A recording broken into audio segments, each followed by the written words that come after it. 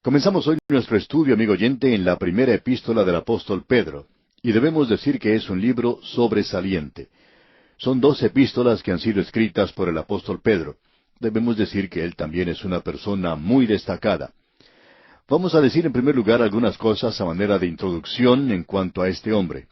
Algunas personas le han llamado el pescador ignorante, pero ninguna persona que ha pasado 3 años en el colegio de Jesucristo debería ser llamado ignorante. Y las epístolas del apóstol Pedro ciertamente confirman eso. Pedro trata con la doctrina y habla de temas bastante complicados, y esto puede apreciarse por el tratamiento que él da a grandes palabras del Evangelio, muchas de las cuales fueron reunidas al mismo principio. Y nosotros vamos a dedicar bastante tiempo a los primeros versículos de su epístola, porque en los primeros 3 versículos él habla de grandes doctrinas, de elección, de ciencia, de santificación, de obediencia, del amor de Cristo, de la Trinidad, de la gracia de Dios, y luego de la salvación y la revelación, de la gloria, de la fe y la esperanza. Uno no puede poner más doctrina en tan pocos versículos como lo ha hecho este hombre. Y él es a quien algunos llaman el pescador ignorante. No podemos estar de acuerdo con eso. Ahora debemos decir que es cierto que al principio era una persona torpe, chapucera y andaba a tropezones. Pero nuestro Señor Jesucristo, cuando Él le vio, le dijo: tú eres una persona muy débil ahora, pero de ti yo voy a hacer una roca. Tú vas a ser un hombre como una roca. Tú serás edificado en el fundamento del cual Cristo es la roca. Pedro presenta de una manera muy clara que el Señor Jesucristo es la roca sobre la cual se edifica la iglesia, y que no lo es Él mismo. Es interesante ver lo que Él hace. Su nombre significa roca, y Él dice de todos los creyentes que ellos también son pequeñas rocas. En el capítulo 2, versículo 5, dice Pedro: vosotros también, como piedras vivas, sed edificados como casa espiritual y sacerdocio santo, para ofrecer sacrificios espirituales aceptables a Dios por medio de Jesucristo. Él dice que cada creyente es un Simón Pedro, y Simón Pedro nunca toma una posición elevada. Él se llama a sí mismo un apóstol al comenzar esta epístola.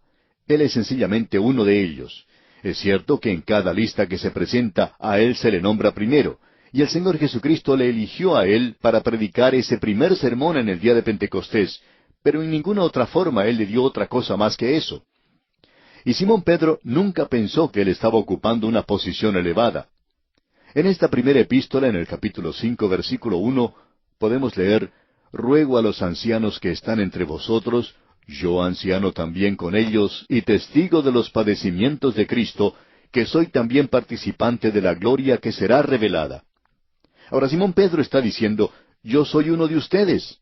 Él nunca tomó una posición elevada para sí mismo. Debemos destacar que probablemente él escribió estas epístolas después que Pablo había escrito las suyas, y esta primera epístola de Pedro fue escrita entre los años 64 y 67 después de Cristo, después que Nerón había llegado al trono de Roma. Ya había comenzado la persecución. Él escribió sus 2 epístolas en ese período de tiempo en particular. Ahora, el lugar desde el cual él escribió es algo interesante y también de controversia, y siempre ha existido una diferencia de opinión. Deberíamos decir que ese es el gran problema de esta epístola, aunque el liberal ha tratado de dejar de lado las epístolas de Pedro, especialmente la segunda de ellas. Cualquier erudito conservador puede presentar pruebas adecuadas de que las epístolas de Simón Pedro pertenecen al canon de las Escrituras. Se nos dice que el lugar desde el cual él escribió era Babilonia. En el capítulo 5 de esta primera epístola, en el versículo 13, Pedro dice: la iglesia que está en Babilonia, elegida juntamente con vosotros, y Marcos mi hijo, os saludan. Ahora él tiene que estar en Babilonia por la iglesia. Hay aquellos que opinan que él está usando ese nombre de manera simbólica, en sentido metafórico y que indica Roma. No hay ninguna razón para que él haga eso, porque Simón Pedro es un apóstol. Él no está tratando con el lenguaje de esta manera. Juan, en el libro de Apocalipsis, hará algo así. Él está usando un lenguaje simbólico, pero Pedro no está haciendo eso. Pedro habla de una manera directa. Él no está utilizando o tratando con símbolos. Simón Pedro hubiera dicho Roma si hubiera querido decir Roma. Según nuestro juicio, Simón Pedro nunca llegó a Roma. No creemos que él haya visto a Roma alguna vez. Opinamos que él se encontraba en Asia Menor y ese era el corazón del Imperio Romano, pero él no fue el apóstol que abrió ese territorio. Pablo sí lo fue, pero Pablo nunca hubiera ido a Roma si Pedro hubiera ido allí antes que él. Pablo dijo de una manera muy clara que él fue a donde el Evangelio no había sido predicado anteriormente. Y Roma se encontraba en su recorrido, así es que pensamos que Pedro nunca fue a Roma, sino que Pablo fue quien hizo eso en realidad. Ahora, otro argumento válido de que Pedro no estuvo en Roma, sino en realidad en Babilonia, es la forma en que comienza esta epístola, los lugares que él menciona, a los cuales él está escribiendo. Y en el primer versículo del capítulo 1 dice Pedro, Pedro, apóstol de Jesucristo, a los expatriados de la dispersión en el Ponto, Galacia, Capadocia, Asia y Bitinia. Si usted toma un mapa puede observar que estos lugares están en lo que hoy conocemos como Turquía o como Asia Menor. Él se dirige desde el oriente al occidente. Si él hubiera estado en Roma, hubiera sido algo incómodo o difícil dirigirse hacia aquel lugar y luego comenzar en el occidente y avanzar hacia sí mismo. Lo más común es comenzar siempre donde uno está y luego salir de allí. Si nosotros nos encontramos en la ciudad de Santiago de Chile, por ejemplo, y decimos que vamos a viajar hacia el oriente, entonces mencionaremos las ciudades por las cuales pasamos hasta llegar a nuestro destino. Mencionaríamos las ciudades por las cuales pasaríamos y no mencionaríamos esas ciudades de una manera al revés.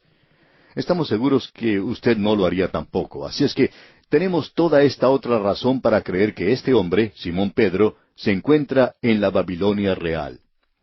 Ahora usted debe recordar que en la época en que finalizó la cautividad en Babilonia, un grupo muy pequeño de judíos regresó a su tierra, diríamos menos de 60,000. Eso indica, por tanto, que Pedro aparentemente se encontraba en su ministerio con esta gente, y había una gran colonia en Babilonia en esa época. Amigo oyente, aún era una gran ciudad sobre el río Éufrates, y muchos habían permanecido allí.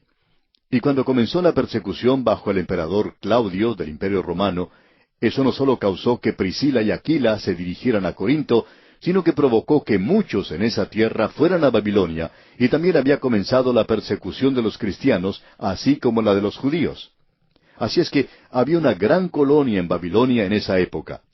No tenemos ninguna razón por la cual debamos rechazar el hecho de que Simón Pedro era el apóstol que fue a esos que estaban esparcidos, expatriados, como él dice, de la nación de Israel.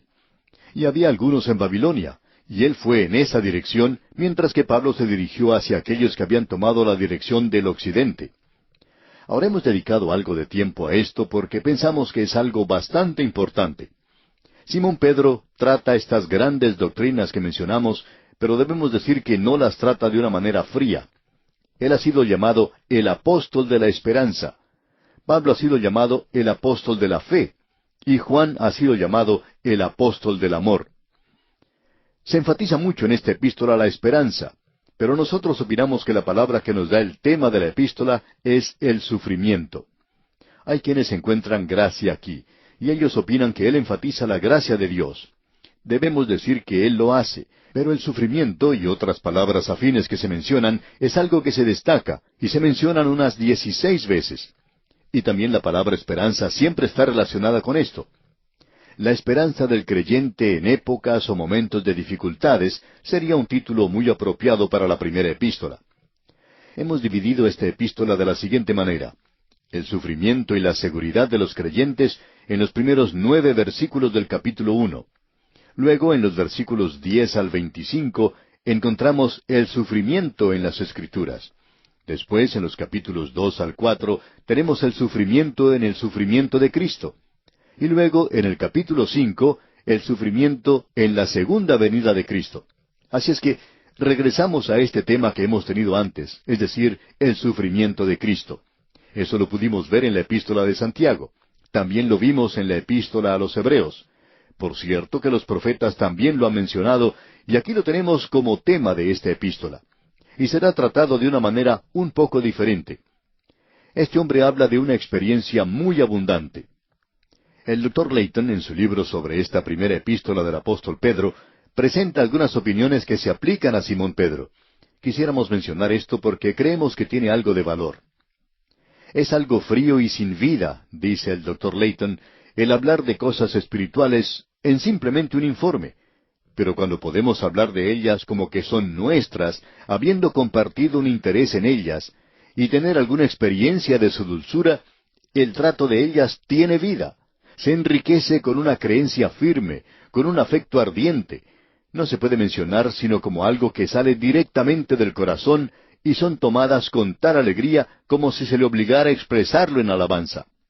Hasta aquí lo que dice el Dr. Layton. Y vamos a encontrar que en el medio del sufrimiento, Simón Pedro enfatiza el gozo. Aquí queremos indicar algo que opinamos es de suma importancia en el presente. Tenemos muchos predicadores jóvenes, maravillosos, jóvenes expositores. Los apoyamos 100%. Pero a veces al escuchar a algunos de ellos, somos de la misma opinión que la expresada por el Dr. G. Campbell Morgan. Él y su esposa en cierta ocasión fueron a escuchar a un joven predicador en el cual estaban interesados. Y la esposa del Dr. Morgan simplemente no podía ocultar su elogio de este joven. Por lo general, las mujeres siempre toman el lado de un predicador joven que es elocuente, que es elegante, y especialmente cuando presenta un gran sermón. Pues bien, después de la reunión, ella hablaba elocuentemente de este joven predicador. Y ella dijo, por cierto que es un gran predicador. Ella se dio cuenta que el Dr. Morgan no le respondió. Y por último ella dijo, ¿no crees que él es un gran predicador? Y el Dr. Morgan dijo lo siguiente, él será un gran predicador después que sufra. Ella pensó que era algo extraño que él dijera algo así. Pero ese joven descubrió por su propia experiencia lo que era tomar una posición por Cristo. Él tuvo que contemplar cómo sepultaban a uno de sus pequeños hijos, y él tuvo que padecer otras cosas, persecución, problemas en la iglesia, y luego de bastante tiempo, el Dr. Morgan y su esposa fueron a escucharle otra vez, porque estaban muy interesados en ese joven predicador. Cuando salieron de la reunión, la esposa del Dr. Morgan no quiso hablar mucho porque tenía temor que él volviera a hacer un comentario cáustico sobre lo que ella dijera. Así es que al salir, ella le preguntó por fin qué era lo que él pensaba. Y el Dr. Morgan respondió, él es un gran predicador. Usted puede darse cuenta, amigo oyente, que el sufrimiento fue lo que hizo la diferencia allí. Y Simón Pedro va a hablar de su experiencia. Mucha de la predicación del día de hoy es nada más que teoría. El caso es que muchos de los jóvenes solo tienen una teoría en cuanto al sufrimiento. El autor de estos estudios bíblicos, el Dr. J. Vernon McGee, decía que cuando él era un joven pastor, comenzó allá por el año 1940, afirmaba que él predicaba mucho en cuanto a mantenerse firme por el Señor y en cuanto al sufrimiento. Él acostumbraba a ir al hospital y tomar la mano de los enfermos y orar por ellos y decirles que el Señor estaba con ellos. En ese tiempo, dice él, era un predicador profesional que hablaba de lo que él no sabía que era verdad desde el punto de vista de la experiencia. Él lo creía, pero llegó el día cuando tuvo que ir él mismo al hospital, y entonces otro predicador vino a conversar y a orar con él. Y entonces el Dr. McGee le pudo decir que él había hecho lo mismo antes con otros enfermos. Y el Dr. McGee dice que le había dicho a la gente que Dios iba a estar con ellos, y entonces le dijo a ese predicador que le visitaba, usted va a salir de aquí, pero yo voy a permanecer en este hospital, y voy a descubrir si esto es nada más que una teoría, lo que yo estoy diciéndole a la gente. Voy a descubrir si esto es cierto o no. Y amigo oyente, uno descubre aquí que es cierto, pero ahora ya no es una teoría, ya es una realidad, es cierto lo que la palabra de Dios dice porque uno lo ha experimentado en carne propia. Ya no es necesario discutir con la gente en cuanto a estas cosas porque uno sabe que es cierto. Uno no necesita discutir con nadie en cuanto a si la miel es dulce o no lo es. Y es dulce, y no es necesario discutir en cuanto a eso. Si usted no cree que es dulce, bueno, eso es asunto suyo. Pero en cuanto a nosotros, sabemos que es dulce porque la hemos probado. Y ahora, amigo oyente, Simón Pedro nos va a hablar desde lo profundo de su gran experiencia. Lo que pensamos que va a hacer de esto algo maravilloso para nosotros es que llegará a ser su experiencia, amigo oyente, y la mía también. Llegamos, pues, a la primera parte de esta epístola que trata de la conducta y el sufrimiento del creyente. Hablando francamente, debemos decir que hay muchas personas que nunca han tenido esto hasta hoy, ese sentimiento de seguridad. Amigo oyente, la seguridad es una doctrina. Yo llegué a creer en Cristo, pero pasó mucho tiempo hasta llegar a tener una seguridad en cuanto a mi salvación. Y hay muchas personas que creen en la seguridad del creyente, pero no tienen ellos la seguridad de su salvación. ¿Por qué? Porque el sufrimiento y la seguridad de los creyentes van juntos. Y el producto de esto es gozo. ¿Puede usted imaginarse eso, amigo oyente? Producirá gozo en la vida de los creyentes. Veremos ahora el primer versículo de esta primera carta del apóstol Pedro, y eso es algo que tiene mucho significado. Leamos. Pedro, apóstol de Jesucristo, a los expatriados de la dispersión en el Ponto, Galacia, Capadocia, Asia y Bitinia. En primer lugar, hablamos de su nombre. Él es una roca. Ya hemos pasado Pentecostés. Y este hombre ya sabe lo que es tomar una posición por Cristo. Él ya sabe lo que es ser arrestado y llevado a la cárcel. Él ya sabe lo que es ser amenazado. Ya sabe lo que se encuentra delante de él y que es la cruz. Él va a ser crucificado. Él sabe de lo que está hablando. No sé en cuanto a usted, amigo oyente, pero a nosotros no nos impresionan mucho los profesores en seminarios teológicos, porque en realidad ellos no tienen ninguna experiencia como pastores. Ellos no conocen en realidad los problemas que tienen que enfrentar los pastores porque nunca han tenido esa experiencia. Ellos no saben lo que eso es, y ellos no saben qué es en realidad el sufrir. Así es que cuando ellos presentan alguna teoría, nosotros sentimos el deseo de acudir una vez más a estas páginas de la primera epístola del apóstol Pedro. Queremos leerlas una y otra vez porque creemos en él. No creemos en estos jóvenes profesores. Sentimos mucho, amigo oyente, el ser de esta manera, pero así es como son las cosas, porque queremos saber algo. Queremos recibir una palabra de alguien que sabe de lo que está hablando y que lo ha experimentado en carne propia y que es vida y luz para ellos. Y por tanto, le ha dado a ellos una gran bendición. En eso sí estamos interesados. Ahora, Simón Pedro es un apóstol de Jesucristo. Eso es todo lo que él afirma ser. Él es sencillamente uno de ellos, aun cuando encabeza la lista, y siempre le pondremos a él como número 1, y es que le amamos. Pero estamos seguros que nunca le pondremos a él por encima de los demás apóstoles. Pablo dijo, he estado en Jerusalén y he hablado con Pedro, con Santiago y Juan. Ellos parecían ser algo. Ellos eran columnas de la iglesia allí. Pero después de todo, yo no fui por ellos. He experimentado el Evangelio de Jesucristo directamente. Y él es otro hombre que ha hablado de su propia experiencia. Él sabe de lo que está hablando. Y Pedro está hablando a los expatriados de la dispersión a través del Imperio Romano. Esta gente era judía. Ellos eran llamados los de la dispersión, es decir, aquellos que ya no estaban en la tierra de Palestina. Por varias razones, ellos se encontraban esparcidos en diferentes lugares. Usted puede ver que el apóstol Pablo, en su segunda jornada misionera, quería ir a Bitinia, pero el Espíritu de Dios no le permitió hacer ese viaje. Pensamos que él no sabía que Simón Pedro ya había estado allí, y el Espíritu de Dios estaba enviando a Pablo a lugares donde antes el Evangelio no había sido predicado. Estos son lugares que, si usted observa en un buen mapa de aquel día, usted encontrará que todo se encontraba en lo que llamamos Asia Menor o Turquía moderna. Se encuentra en diferentes zonas de esa sección, y él está escribiendo para esa gente para los cuales él era apóstol. Ahora Pablo era apóstol para los gentiles. Simón Pedro era el apóstol para aquellos creyentes de Israel, para aquellos que se habían vuelto a Cristo en aquel día. Ahora en el versículo 2 de este capítulo 1 de su primera epístola, dice el apóstol Pedro, elegidos según la presciencia de Dios Padre en santificación del Espíritu, para obedecer y ser rociados con la sangre de Jesucristo, gracia y paz os sean multiplicadas. Aquí tenemos una doctrina y tenemos bastante de doctrina en esto. Por ejemplo, tenemos la doctrina de la Trinidad. Aquí tenemos a elegidos según la presciencia de Dios Padre en santificación del Espíritu para obedecer y ser rociados con la sangre de Jesucristo. No me diga, amigo oyente, que la Biblia no nos enseña en cuanto a la Trinidad. Usted lo puede encontrar por todas partes. Pablo lo enseñó, Pedro lo está enseñando aquí. Él está hablando en cuanto a que la gracia y paz os sean multiplicadas. ¡Y qué cosa tan tremenda, amigo oyente! Bien, hemos llegado a la primera de las doctrinas, la elección. Y esperamos no desviarnos de esto.